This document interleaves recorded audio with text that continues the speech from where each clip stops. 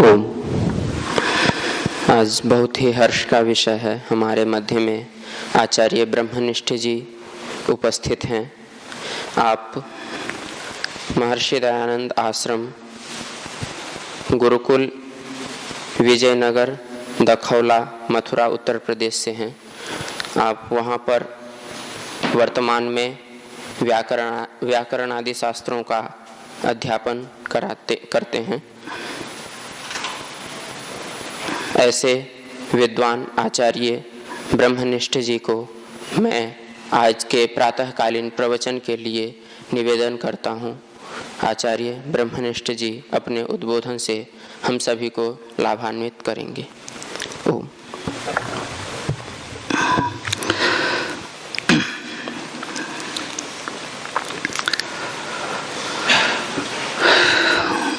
तीन बार जो है ओंकार ध्वनि का उच्चारण करेंगे।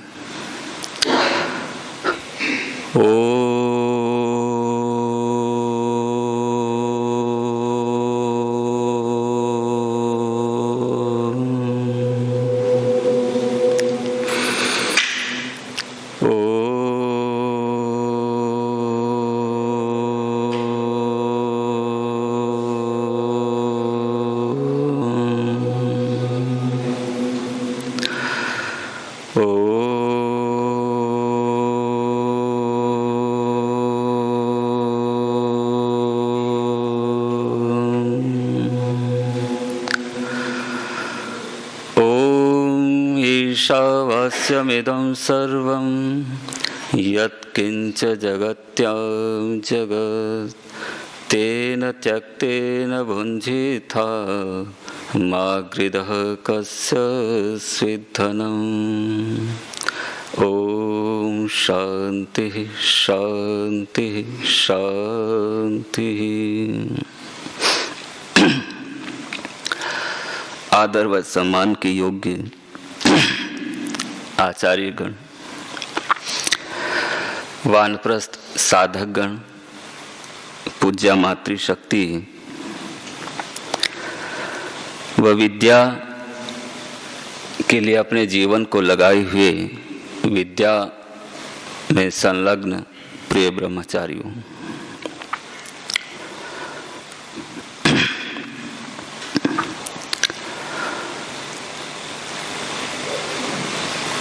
हमारे जीवन का उद्देश्य वास्तव में क्या होना चाहिए? हम सब जो है अध्यात्म मार्ग के पथिक हैं,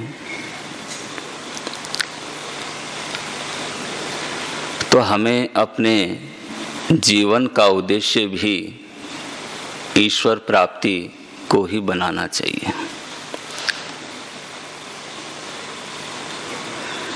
क्योंकि बिना ईश्वर प्राप्ति के ये मानव जीवन सफल नहीं हो सकता। और मैं समझता हूँ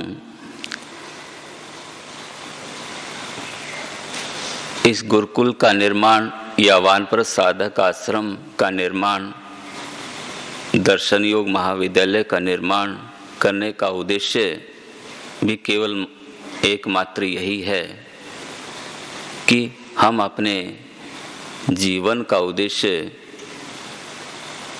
ईश्वर प्राप्ति बनाने में सफल हो सके।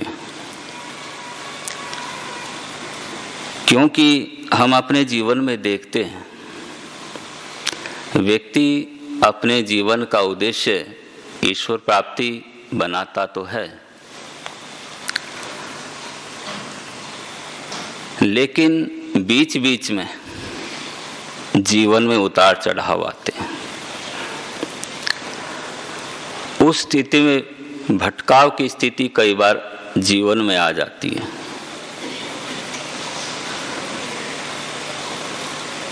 हम पूर्ण रूप से ईश्वर प्राप्ति ही हमारे जीवन का उद्देश्य बने, ऐसी स्थिरता जो है बहुत बाद में आ पाती है।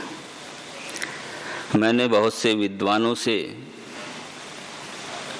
और जो साधक गण हैं उनके जीवन के विषय में पढ़ा भी है और प्रवचनों में भी कई बार सुना है। स्वामी सत्यपति जी महाराज भी कहा करते थे कि मैं साधना तो स्वामी जी बहुत पहले से कर रहे थे, लेकिन कहते कि दृढ़ता जो है ईश्वर प्राप्ति के विषय में 36-37 वर्ष की अवस्था में जो है स्वामी जी को प्राप्त हुई थी कि वास्तव में जीवन का उद्देश्य ईश्वर प्राप्ति ही है। ऐसा मैंने स्वामी जी के प्रवचनों में सुना।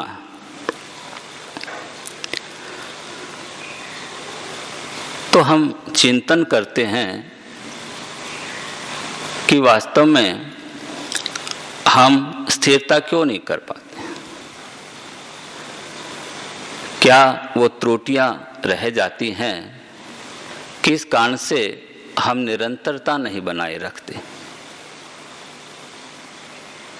तो उसका मुख्य कारण सांसारिक प्रवृत्ति ही है। व्यक्ति जब संसार की तरफ प्रवृत्त हो जाता है तो योग के मार्ग को व्यक्ति भूल जाता है। जैसे सभी ब्रह्मचारी यहाँ अभी अध्ययन कर रहे हैं और मैं समझता हूँ अभी आप सभी का उद्देश्य जो है ईश्वर प्राप्ति हो सकता है, लेकिन जैसे यहाँ से आप पढ़ कर के निकलेंगे तो अलग अलग आप कार्यों में जाएंगे। कुछ की प्रवृत्ति परीक्षा आदि में भी हो सकती है या अन्य कुछ सांसारिक वैसे कार्य भी हो सकते हैं। तो उस स्थिति में हम जो है ईश्वर प्राप्ति के उद्देश्य से व्यक्ति भटक जाता है। उस समय हमारा ईश्वर प्राप्ति उद्देश्य नहीं हो सकता। तो इसको वास्तव में निरंतर बनाए रखने के लिए हमें निरंतर साधना की आवश्यकता है। जो व्यक्ति ईश्वर को ही अपना उद्देश्य मानकर के हमेशा चलना चाहता है तो उसको प्रतिदिन कम से कम 1 घंटा सुबह और 1 घंटा सायंकाल ईश्वर की उपासना अनिवार्य रूप से करनी पड़ेगी। यदि हम उपासना को छोड़ देते हैं, ईश्वर उपासना को, तो मैं समझता हूँ वह व्यक्ति इस योग के मार्ग पर नहीं चल सकता, कभी भी नहीं चल पाएगा। क्योंकि ईश्वर से जब तक हमारा संपर्क होगा हम ईश्वर से जुड़े रहेंगे और यह संपर्क उपासना से ही हो सकता है, अन्य और कोई उपाय नहीं है। स्वाध्याय और उपासना।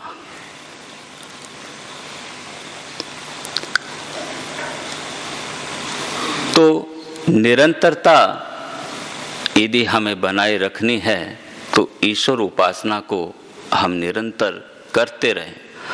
हम किसी भी कार्य को करें, हम भले ही समाज में भी हम कोई भी काम करें, यदि हम ईश्वर उपासना करते हैं तो मैं समझता हूँ हमारे में भटकाव की स्थिति नहीं आ सकती। व्यक्ति भटकेगा नहीं। आप भले ही प्रचार का कार्य करते हो, शिक्षण का कार्य आप करते हो या अन्य भी और सामाजिक कार्य आप करते हैं, लेकिन ईश्वर से आप जुड़े हुए हैं तो आपका उद्देश्य ईश्वर प्राप्ति ही होगा। और इसके लिए हमें आत्मनिरीक्षण भी करते रहना चाहिए। इसलिए हमारे शास्त्रों में कहा कि प्रतिदिन व्यक्ति को अपना आत्मनिरीक्षण करना चाहिए। हमें अपनी स्थिति को देखते रहना चाहिए कि वास्तव में मेरी स्थिति कहाँ जा रही है। क्या पूर्व में जिस उद्देश्य पर मैं चल रहा था, जो दृढ़ता मेरे में पूर्व में थी आज से कुछ वर्षों पूर्व, क्या वो दृढ़ता आज भी मेरे में है? यह आकलन करते रहना चाहिए, क्योंकि इस आकलन को हम नहीं करेंगे तो तब भी जो है भटकाव की स्थिति आती है। हमें निरंतर चिंतन करते रहना होगा और निरंतरता तभी बनी रहेगी जब हम आत्मनिरीक्षण आदि और ईश्वर उपासना और स्वाध्याय, ऋषिकृत ग्रंथों का स्वाध्याय हम करते रहेंगे तो मैं समझता हूँ हम ईश्वरीय मार्ग पर चलते रहेंगे। और वास्तव में मानव जीवन का उद्देश्य ईश्वर प्राप्ति ही है। हम वेदादि शास्त्रों में भी इसके प्रमाण को देख सकते हैं, ऋषिकृत ग्रंथों में भी इसके प्रमाण मिलते हैं। वास्तव में ऋषियों के तो ग्रंथ ही ईश्वर प्राप्ति के उद्देश्य के लिए, और वेद भी स्पष्ट कहता है, परमात्मा स्वयं जो है वेद में उपदेश करते हैं कि वेदाहमेतं पुरुषं महंतं आदित्य वर्णम तमसः परस्तात् तमेव विदित्वाति मृत्युमेति नान्यः पंथा विद्यते नायम्। यहाँ पर ईश्वर स्वयं उपदेश करवा रहे हैं। एक योगी और ऋषि के माध्यम से ईश्वर जो है सभी मनुष्यों के लिए उपदेश करवा रहे हैं कि वेदाहम, कि मैं जानता हूँ, महानतम पुरुषम, उस महान पुरुष को। और वह महान पुरुष कैसा है? आदित्य वर्णम, जो सूर्य के समान प्रकाशवान अर्थात ज्ञान स्वरूप है। तमसः परस्तात्, अज्ञान रूपी अंधकार से वह परमात्मा बहुत दूर है। तो कहते कि ऐसा जो ज्ञानवान जो पुरुष है, परमात्मा है, तमेव विदित्वा, कि उस ही को जान करके, कि उस ज्ञानवान परमात्मा को जान करके ही अति मृत्यु मेति, हम इस मृत्यु रूपी दुख सागर से पार हो सकते हैं। नान्यः पंथा, अन्य कोई मार्ग न विद्यते नाय, कोई दूसरा नहीं है, दूसरा अन्य कोई मार्ग नहीं है। यहाँ स्पष्ट जो है वेद में ईश्वर ने उपदेश किया है कि मुझे जाने बिना, कि मुझ ईश्वर को जाने बिना आप कभी भी दुखों से नहीं बच सकते हो। और ऋषियों ने भी इसी बात को उपनिषदों के माध्यम से भी कहा, यह चेद वेदी तथा सत्यमस्ति न चेदिहा वेदिन महति विनष्टि, कि इस संसार कि इसी जन्म में यदि आपने ईश्वर को जान लिया तो वास्तव में यह जीवन सार्थक है। न चेदिहा वेदिन महति विनष्टि, यदि इसी जन्म में उस ईश्वर को जानने का प्रयत्न नहीं किया, प्रयास नहीं किया, नहीं जाना, तो जीवन व्यर्थ है। तो इन विचारों को, इस चिंतन को जो है हमें बार बार दोहराना होगा। ये वैसे सामान्य बातें हैं, हमने बहुत बार इनको सुना है और हम पढ़ते भी रहते हैं, लेकिन इनको बार बार क्यों सुनना है, क्यों बार बार इन पर चिंतन करना है? वो इसीलिए कि हमारी दृढ़ता जो है ईश्वर के प्रति बनी रहे। शिथिलता कब आती है? जब व्यक्ति इन चीजों को गौण कर देता है। गौण और मुख्य की जहाँ पर कहते कि प्रधानता होती है, वहाँ पर मुख्य की तरफ ही व्यक्ति को जाना चाहिए। तो मुख्य हमारे लिए ईश्वर है। ईश्वर के मार्ग में यदि कोई भी बाधा यदि आती हमारे, तो हमें उसको छोड़ करके ईश्वर की तरफ बढ़ने का प्रयत्न करना चाहिए। और इस चीज को हम महर्षि दयानंद जी के जीवन में देखते हैं। मैं समझता हूँ स्वामी महर्षि दयानंद जी जो इतना कार्य कर पाए, वह केवल ईश्वर उपासना के कारण कर पाए, ईश्वर भक्ति के कारण कर पाए। क्योंकि ईश्वर भक्त जो व्यक्ति होता है उसका सामर्थ्य बहुत ज्यादा हो जाता है, और वह सामर्थ्य ईश्वर की कृपा से जो है ईश्वर उसे देता है। जब व्यक्ति ईश्वर की उपासना सच्चे अंतःकरण से करता है, मन से जो है आंतरिक भावना से करता है, तो वह प्रभु निश्चित ही हमारी उस कामना को पूर्ण करता है। और महर्षि जिस उद्देश्य को लेकर के निकले थे उसी उद्देश्य पर दृढ़ रहे। और जीवन चरित्र में ऐसा प्रसंग आता है, जो स्वामी जी अलकनंदा नदी पर पहुंच जाते और जब देखते हैं बहुत जगह घूम चुके होते हैं और कहते भी ईश्वर प्राप्ति अब संभव नहीं दिख रही, ईश्वर मिलेगा या नहीं मिलेगा ऐसा नहीं लग रहा, तो वहाँ शरीर को त्याग देने तक का भाव ऋषि के जीवन में आता है। लेकिन अंदर से फिर एक प्रेरणा होती है कि नहीं, ये तुम्हारे जीवन का उद्देश्य नहीं। तो वह प्रेरणा ईश्वर की थी। ईश्वर ही वास्तव में प्रेरणा करता है।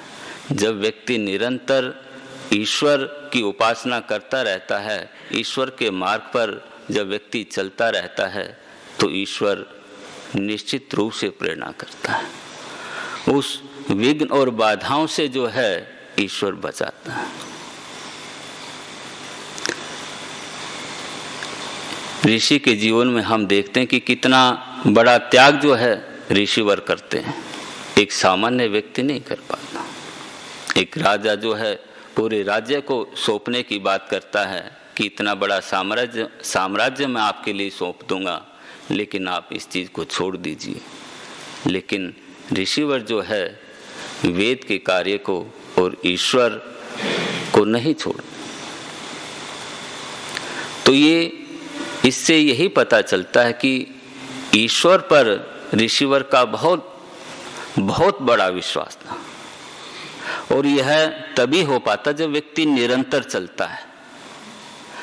ईश्वर पर विश्वास होना, ईश्वर पर श्रद्धा होना, ये तभी पूर्ण रूप से हो पाता है हम जब निरंतर चलते रहते हैं। क्योंकि ईश्वर के प्रति श्रद्धा और प्रेम व्यक्ति के अंदर तभी पूर्ण रूप से आता है जब हम निरंतर ईश्वर का चिंतन करते रहते हैं।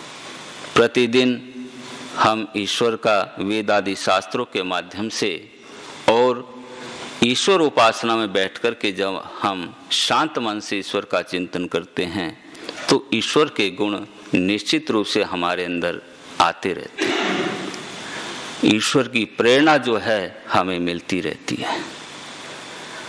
तो ये तो ऋषिवर के विषय में मैंने कहा। हम स्वामी सत्यपति जी महाराज के विषय में भी हम देख सकते हैं कि कैसी पृष्ठभूमि से जो है स्वामी जी आए थे।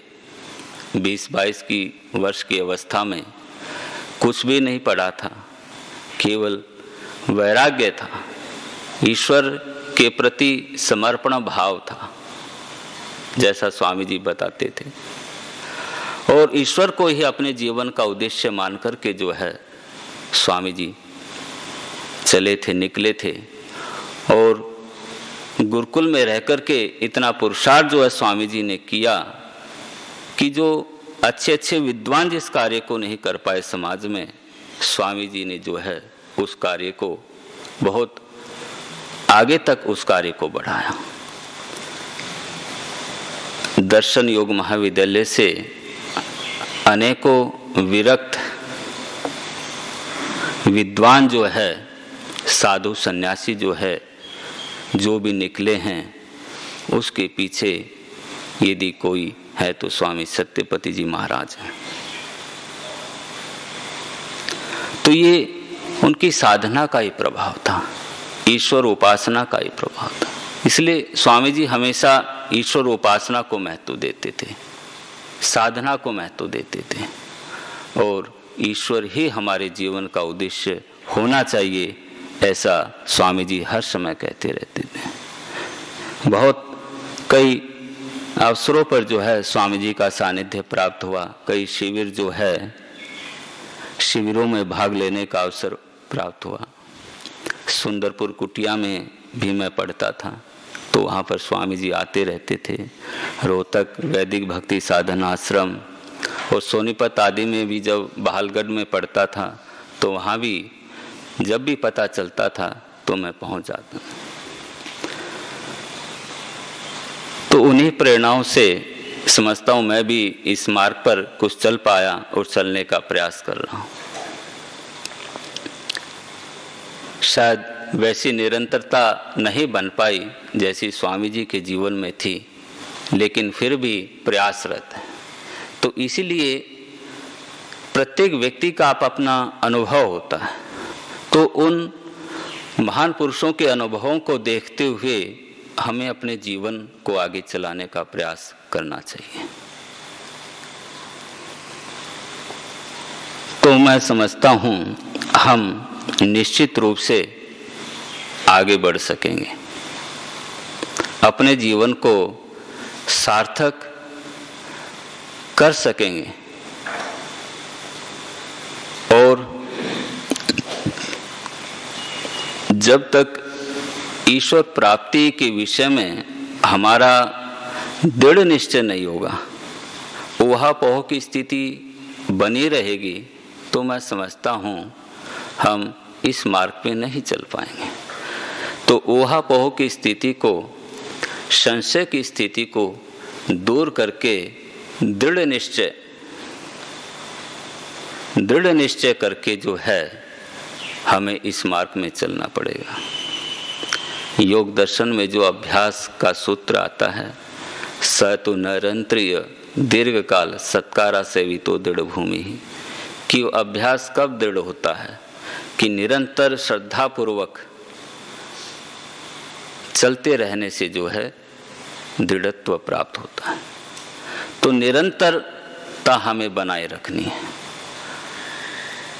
जब भी शिथिलता आती है तो हम अपना आकलन करें और जो बाधाएं आई हैं उन बाधाओं को हम दूर करने का प्रयत्न करें। ऋषि के ग्रंथों को हम पढ़ते रहें, क्योंकि स्वाध्याय भी बहुत जरूरी है। स्वाध्याय का जो दोनों प्रकार का अर्थ है, उसमें स्वयं का भी पता चलता है कि जो हम पढ़ रहे हैं क्या इस पर हम चल भी रहे हैं, क्योंकि उन चीज़ों को हमें अपने जीवन में लाने का प्रयास करना है। अगर वो चीज़ें हमारे जीवन में नहीं आ पाती तब भी हम इस मार्ग पे नहीं चल सकते, क्योंकि इस मार्ग में हम छल द्वारा या और किसी माध्यम से व्यक्ति नहीं टिक सकता। इसमें तो ईमानदारी से और निस्वार्थ निष्काम भाव कहना चाहिए, निष्काम भाव से व्यक्ति जो है इस मार्ग में चल सकता है। जिस व्यक्ति के अंदर सांसारिक कामनाएं हैं वह व्यक्ति कभी भी इस मार्ग में नहीं टिक पाएगा। इसलिए मैंने जो वेद मंत्र पढ़ा था, ईशावास्यमिदं सर्वम यत्किंच जगत्याम जगत तेन त्यक्तेन भुंजिथा माग्रेदा कस्य स्विदन, यहाँ बाह्य त्याग का भाव यहाँ पर प्रदर्शित किया है, लेकिन हमें आंतरिक त्याग भी हमें करना होगा। और बाह्य त्याग वही व्यक्ति कर सकता है जो आंतरिक भावनाओं का, आंतरिक जो वासनाएं हैं उनका जो व्यक्ति त्याग कर सकता है, वो बाह्य वस्तुओं का भी त्याग कर सकता है।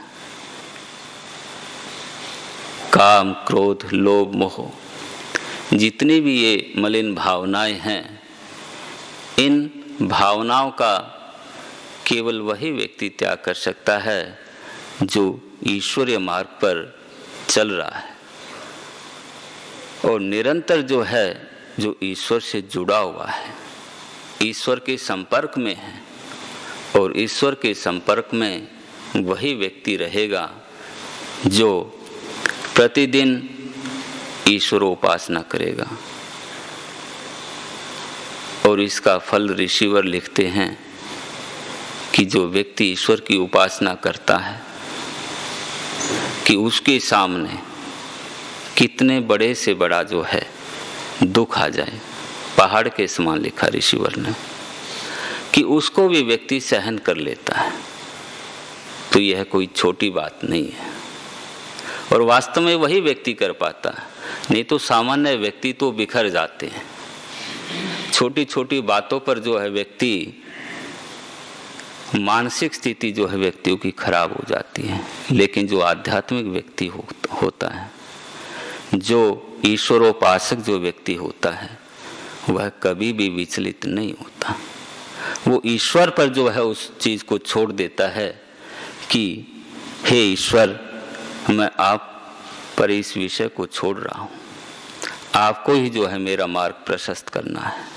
ईश्वर को जो है समर्पित हो जाता है।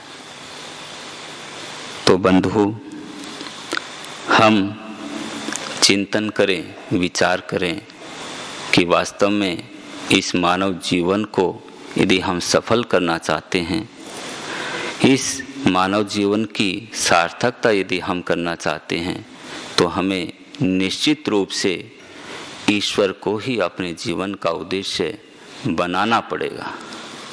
अगर ईश्वर प्राप्ति का उद्देश्य यदि हमने नहीं बनाया, तो मैं समझता हूँ हमारा ये पढ़ना और हमारा स्वाध्याय करना, ये सब व्यर्थ सा जो है दिखाई देगा और व्यर्थ हो जाएगा।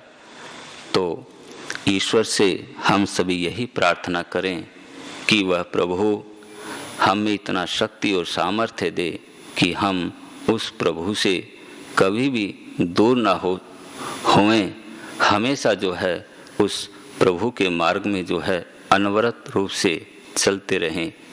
इसी कामना और प्रार्थना के साथ ओम शांति शांति शांति।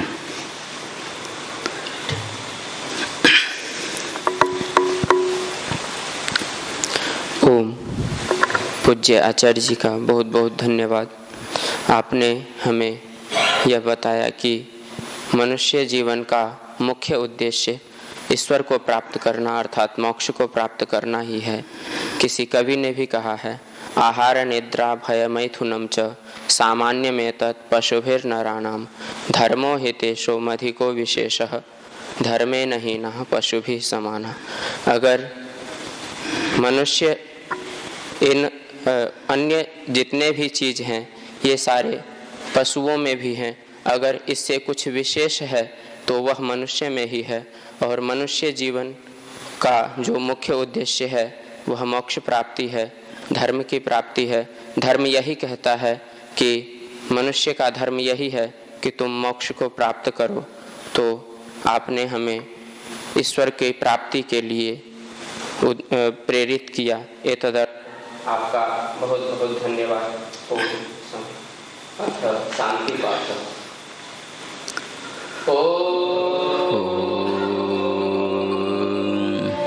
द्यौः शान्तिरन्तरिक्षं शान्तिः पृथिवी शान्तिरापः शान्तिरोषधयः शान्तिः वनस्पतयः शान्तिर्विश्वे देवाः शान्तिः ब्रह्म शान्तिः सर्वं शान्तिः शान्तिरेव शान्तिः सामा शान्तिरेधि। ॐ शान्तिः शान्तिः शान्तिः। सर्वेभ्यो नमः।